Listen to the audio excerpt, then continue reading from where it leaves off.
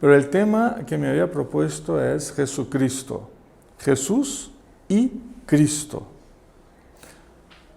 que son las dos palabras, nombres o títulos que componen el nombre Jesucristo.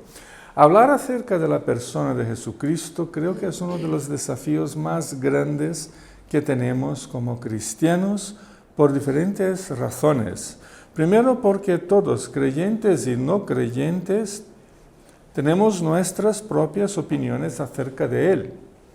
Tenemos nuestras experiencias positivas y otras negativas alrededor del nombre o de la persona o del personaje, Jesucristo. Y todos siempre sabemos más que los demás acerca de Jesús. Siempre.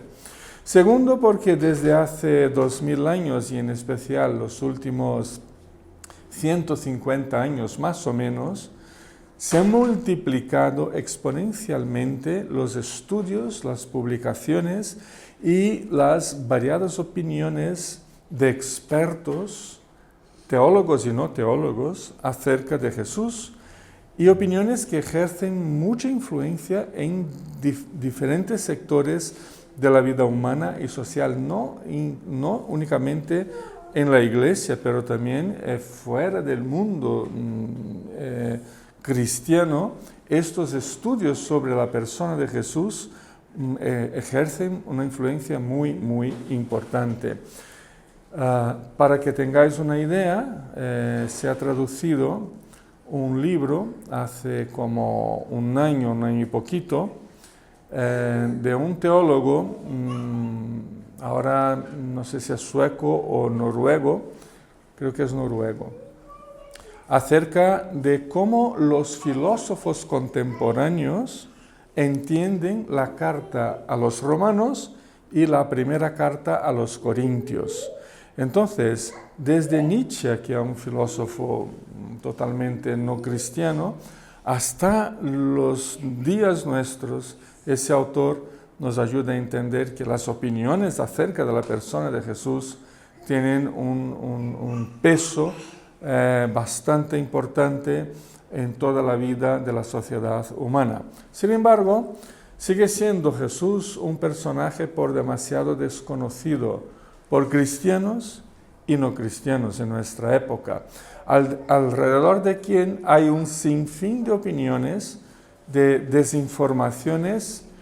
Incluso en el mundo de los cristianos hay un sinfín de mitos acerca de Jesús. Por tanto, conocer a Jesucristo puede que se torne en uno de los grandes desafíos y a la vez una de las grandes necesidades de las personas de nuestro tiempo. Quizás incluso de uno mismo que dice tener fe en Él y ser su seguidor.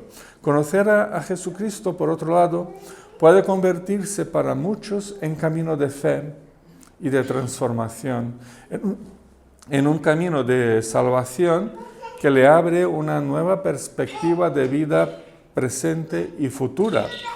Así que conocer a Jesucristo acaba convirtiéndose en la necesidad más grande que tenemos como seres humanos. Pero ¿por dónde empezar?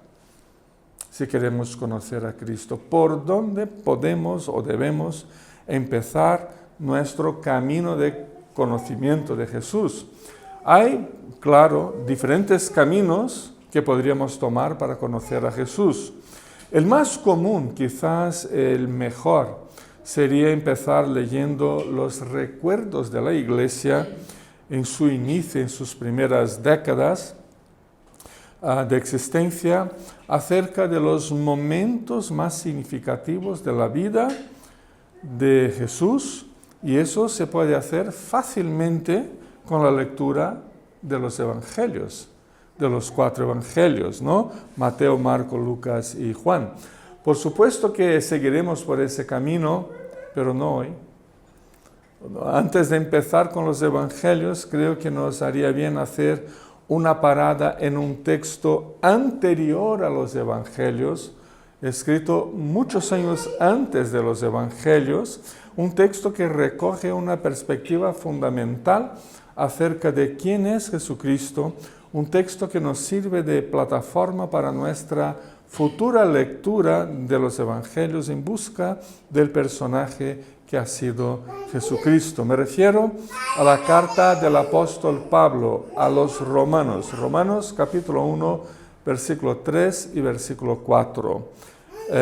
Lo tenemos aquí. Dice, yo hice una retraducción del texto porque había unos problemillas ahí de traducción.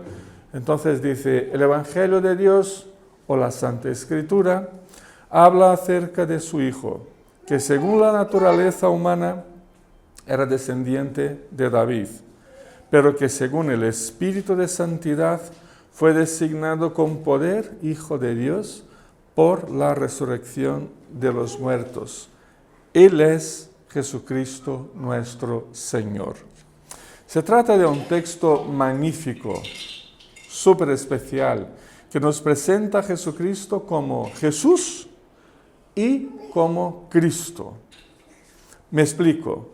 Jesucristo, conforme la presentación hecha por el apóstol Pablo, que lo tenemos aquí, es la unión de dos nombres.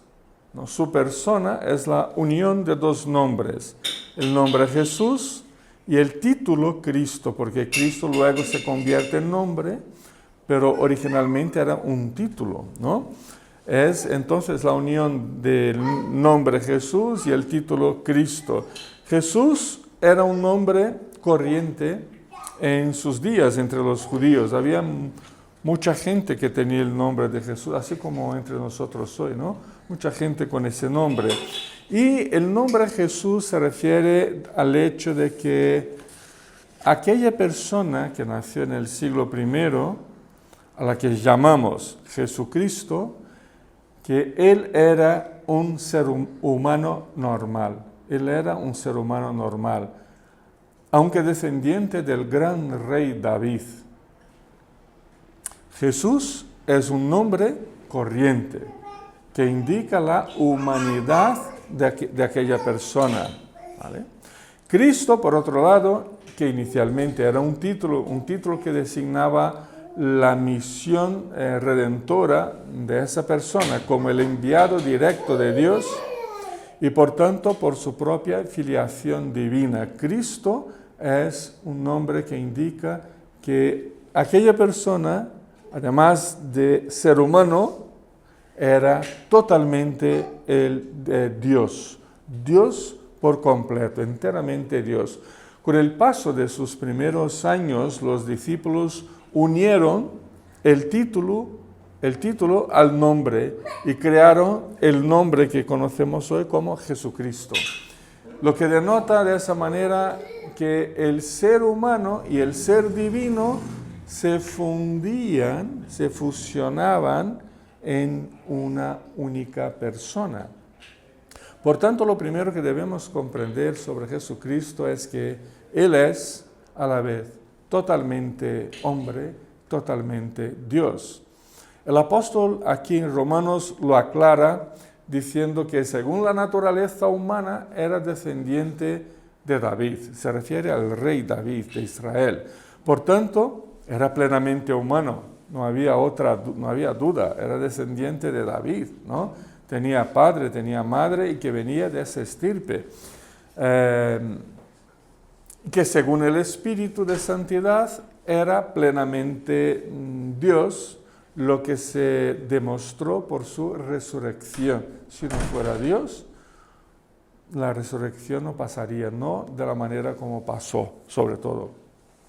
Solo más tarde es que la Iglesia elabora una doctrina que expresa esa verdad bíblica, la doctrina de las dos naturalezas de Cristo, la humana y la divina, que se funden perfectamente en su persona. Sin embargo, desde los primordios del cristianismo, ese concepto ya estaba establecido y el apóstol Pablo lo recoge aquí en estos versículos en formato de un credo, como el credo de los apóstoles, que fue escrito muchísimo más después, pero aquí era como un credo muy primitivo, muy de los primordios, quizás uno de los primeros credos que expresaron la creencia de la Iglesia en aquel momento de su historia. Como credo, no podemos pensar en esas palabras únicamente como algo estático.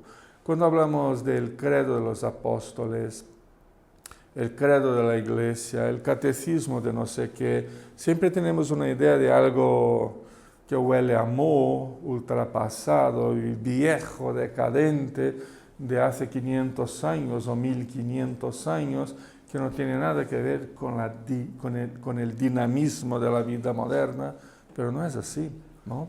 No es algo estático, no es algo que se memoriza para que luego lo olvidemos, ¿no? No es algo meramente repetido y que no nos comunica nada de vida.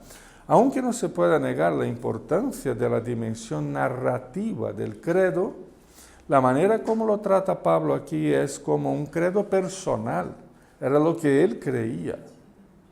Era lo que él creía. No hacía falta memorizarlo porque era como él veía a Cristo. Porque Cristo era Dios y hombre. Y Pablo es el siervo de Cristo, llamado al apostolado. Si veis el versículo primero, si echáis un vistazo al versículo primero, vais a ver que él dice que él era llamado al apostolado como siervo de Cristo, apartado para anunciar el Evangelio. Y únicamente por ser Jesús y Cristo, Dios y hombre plenamente, es que Pablo podía afirmar que Dios le había apartado para el apostolado y para la predicación del Evangelio. Por tanto, se trata de un credo personal, un credo que tenía que ver con el concepto de vocación, con el ministerio, con lo que hacía el apóstol Pablo. Además, también de ser un narrativo, es decir, de tener una fórmula narrativa que sí que se puede memorizar, pero una fórmula narrativa memorizada de fe, centrada en la identidad misma de Cristo, lo que nos lleva a poner en tela de juicio a muchas expresiones personales de fe que inevitablemente se transforman en narrativas, pero centradas en uno mismo. Cuando yo te digo,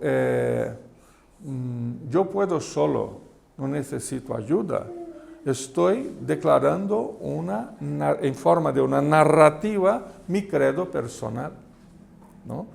Mi credo personal.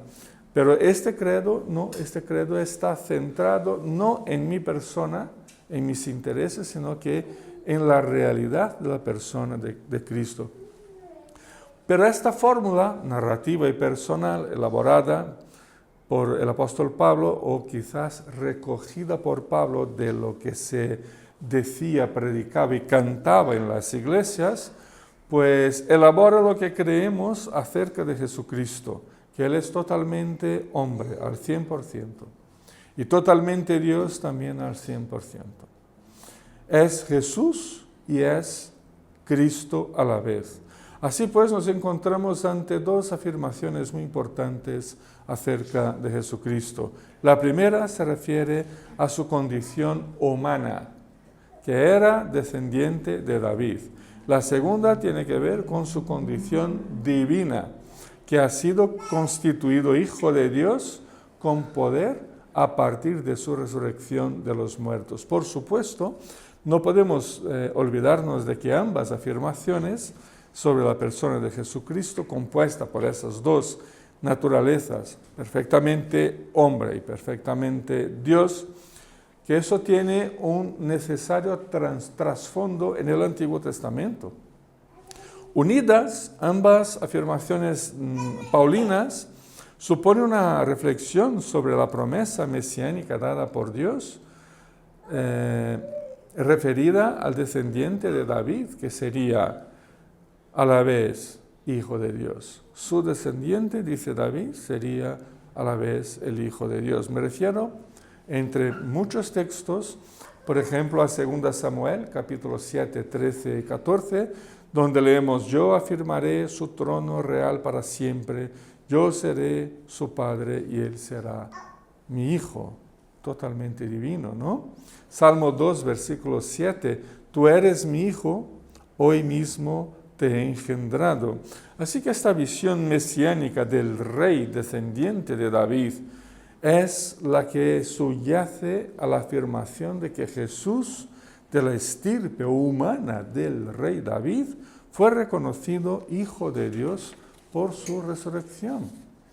Y así fue como se como se sentó en el trono de su antepasado David, ¿no? Muchos esperan que Jesús en su segunda venida se siente en un trono físico en Jerusalén, pero eso no va a pasar. ¿Por qué?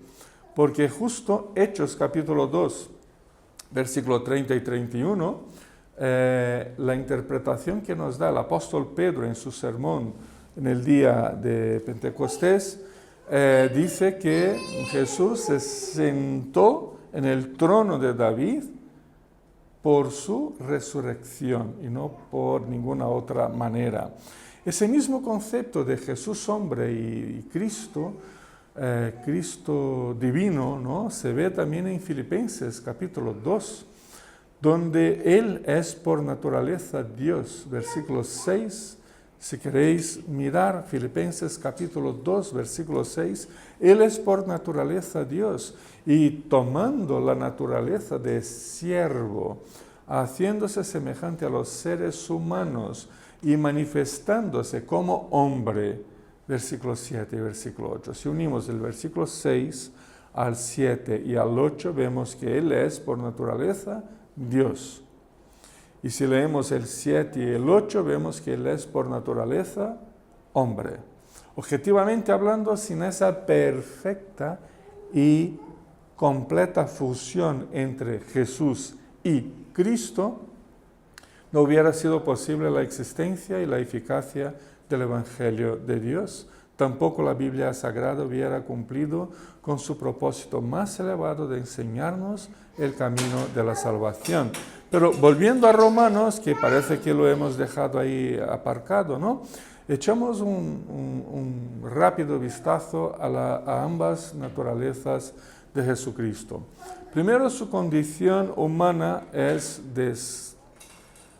se describe literalmente como descendiente de David según la carne, lo que significa que aun siendo descendiente de un rey, del rey más grande que hubo en su pueblo, en su país, algo que no todos lo somos, descendimos de algunos de los, por lo menos yo no, pero él sí, ¿no? Aún siendo descendiente de un rey, del rey más poderoso de Israel, él era, al igual que todos los demás seres humanos, él era según la carne, dice el texto.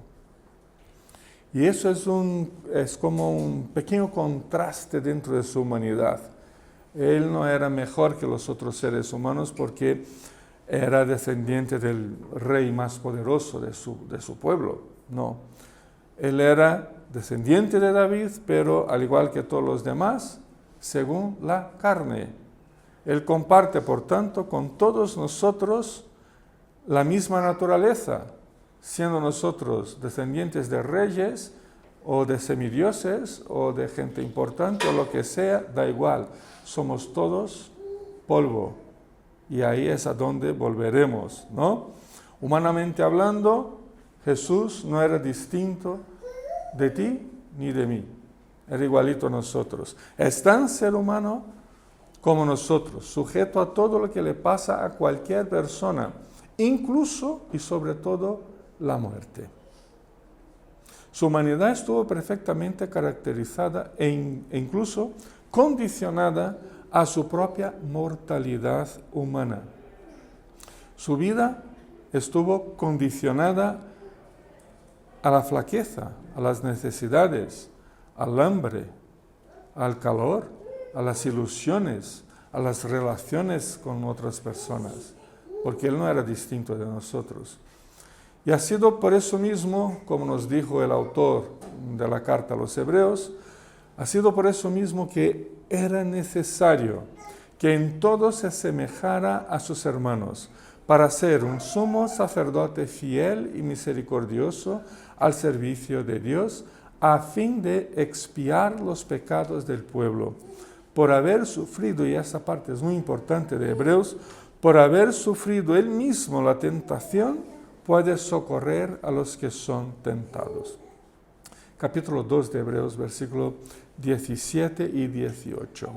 Por otro lado, la condición divina está también aquí claramente expresada por medio de su resurrección. Dios el Padre lo designa Hijo de Dios con poder bajo la acción especial del Espíritu Santo.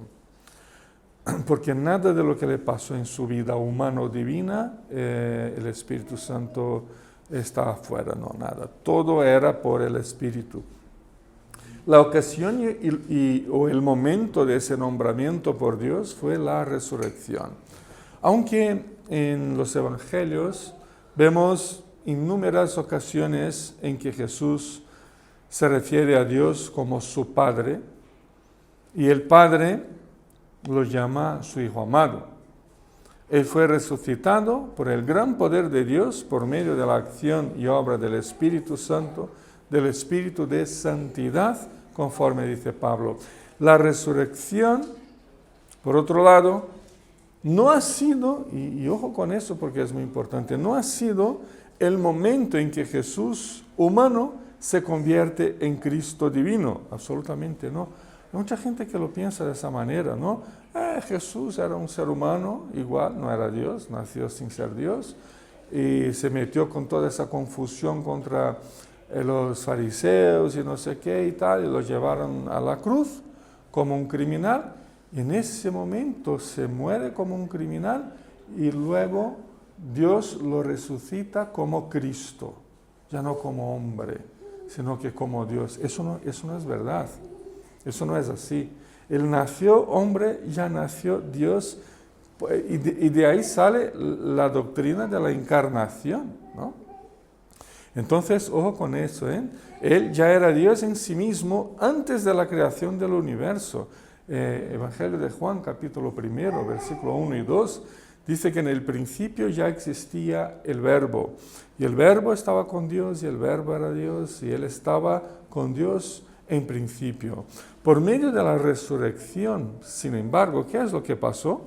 Pues que todo el poder divino se manifestó personalmente en su cuerpo muerto, revirtiendo la mortalidad de la naturaleza humana y recubriéndola con la sombra del Altísimo, revelando cabalmente su propia naturaleza divina.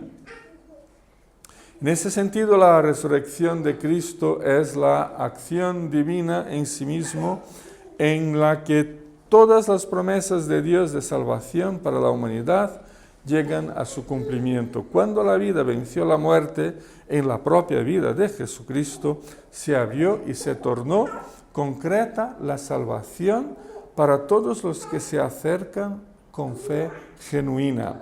Así es como podemos empezar a experimentar el gran poder de Dios, y así es como nuestras vidas se encuentran con la eternidad en Jesucristo, tornándose esa eternidad, tornándose también nuestra, guiándonos paso a paso, cambiándonos conforme a la imagen de Jesucristo, el Hijo de Dios. De forma muy curiosa, por otro lado, la expresión según la carne, que la mencionamos antes, ocurre en el texto en contraste con según el Espíritu Santo o según el Espíritu de Santidad, que es lo mismo, ¿no? Según y según, o sea, él está vinculado a las dos naturalezas, una porque nació como ser humano y otra porque ya era Dios desde antes de su nacimiento. De esa misma manera, su condición humana de mortalidad se coloca en contraste con su condición divina de vida eterna, de resurrección de la mortalidad humana en la inmortalidad divina. Lo humano en él se contrasta con lo divino, pero no en sentido negativo de disputa, de rechazo, de crisis o de incompatibilidad, ¿no? No, más bien con el sentido positivo de complementación, de ajuste perfecto, de plenitud personal. La fusión en Jesucristo del Jesús y del Cristo fue necesario para el cumplimiento de una obra de salvación eterna que empieza para nosotros aquí y ahora, pero que no tiene fin, pero empieza aquí y ahora. Solo llegamos a recibir y a ser alcanzados por la gracia de Dios porque Jesucristo es Jesús y es Cristo plena e indisolublemente. Y únicamente por ser Jesucristo, Jesús y Cristo es que aquí y ahora podemos volvernos hacia Él y ser encontrados por Él. Nos quedamos por aquí. En las próximas semanas trataremos de conocer un poco más acerca de Jesucristo como un hombre de su tiempo, como un hombre más allá de su tiempo, como el Dios que estuvo y que está con nosotros. Que Dios nos bendiga. Amén.